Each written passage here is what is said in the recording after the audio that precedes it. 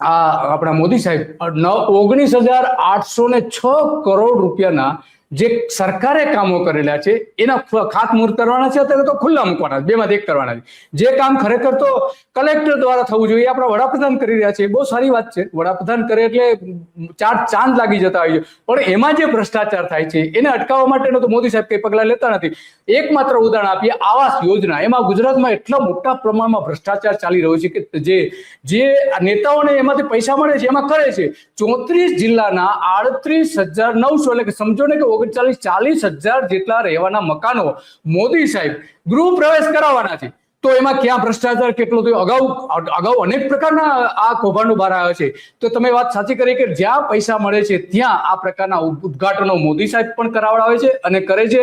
ભારત સરકારના ઉર્જા, માર્ગ અને પરિવહન અને હાઈવે મળીને કુલ લગભગ 11,000 કરોડના આજના કામો કરવાના છે કે જ્યાં સૌથી મોટો ભ્રષ્ટાચાર થાય છે બહાર આવેલો છે. અનેક વખત શહેરી વિકાસ વિભાગ છે, જળ સંસાધન વિભાગ એટલે કે સિંચાઈ વિભાગ છે, પાણી પુરવઠા છે, માર્ગ અને મકાન વિભાગ છે, જીઆઈડીસી છે, એ બધા જ આપણે જો ગણી લઈએ, આદિવાસી વિસ્તારોના જે ગણી લઈએ, પ્રવાસનના જે ગણી લઈએ, તો આરોગ્યને લગતા પણ ગણી લઈએ, તો એવા 8,886 કરોડ રૂપિયાના ગુજરાત સરકારના પ્રોજેક્ટ છે જે મોદી સાહેબ ખુલ્લા મૂકવાના છે કે ખાતમુહૂર્ત કરવાના છે.